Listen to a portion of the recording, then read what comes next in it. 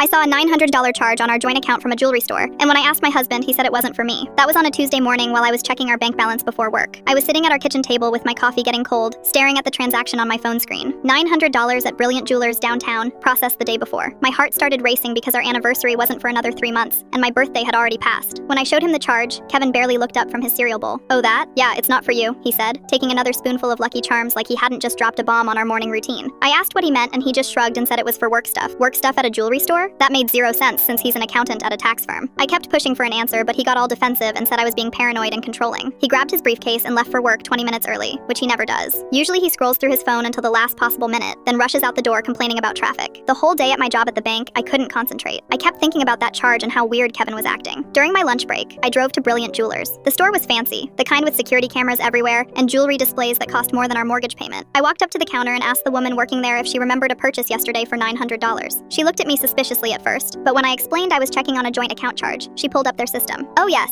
she said. "Beautiful engagement ring." The gentleman was very specific about the style. Said his girlfriend loved vintage settings. My stomach dropped. Girlfriend. I managed to ask what the guy looked like, and her description matched Kevin perfectly. Tall, brown hair, that stupid goatee he thinks makes him look distinguished. She even mentioned he was wearing a blue tie with little anchors on it, which was the exact tie I bought him last Christmas. I somehow made it through the rest of my workday without completely falling apart. When Kevin got home that evening, he was in an unusually good mood, humming while he opened a beer and asking about my day like nothing had happened. I decided to test him. I suggested we go out to dinner somewhere nice this weekend. Maybe celebrate us being together for 6 years. He got this panicked look on his face and said he was really busy at work lately, lots of overtime coming up, probably wouldn't have time for dates for a while. Then he quickly changed the subject to asking if we needed groceries. That's when I knew for sure something was going on. Over the next few days, I started paying attention to things I'd been ignoring. Kevin had been working late a lot recently, always texting someone during dinner, and he'd started going to the gym every Tuesday and Thursday night, which was weird because he'd never shown interest in working out before. He also bought new cologne and started dressing better for work. Friday night, he told me he had to work late again. I waited an hour after he left, then drove to his office building. His car wasn't in the parking lot. I felt like one of those crazy wives from TV shows, but I couldn't stop myself. I drove around downtown and found his car parked outside Romano's, this romantic Italian restaurant we'd never been to. I sat in my car across the street for 20 minutes feeling sick to my stomach. Then I saw them through the window. Kevin was sitting at a corner table with some blonde woman I'd never seen before. She was wearing what looked like an expensive dress, and they were holding hands across the table. When she moved her left hand to pick up her wine glass, I could see something sparkling on her ring finger. That's when everything clicked. The $900 charge, the secret phone calls, the gym memberships, all those late nights at work. My husband of 6 years had bought an engagement ring for another woman and was planning to propose to her while still married to me. I drove home and packed a bag. I took half the money from our savings account and booked a hotel room for the weekend. When Kevin got home that night and found my note on the kitchen table, his phone started blowing up with calls and texts. I turned off my phone and spent the weekend figuring out my next move. Monday morning, I called a divorce lawyer. Kevin tried calling me at work, showed up at my sister's house where I was staying, even sent flowers to my office. But every time he tried to explain, all I could think about was him holding that woman's hand and planning a future with her while lying to my face about working late. The divorce was final 3 months later.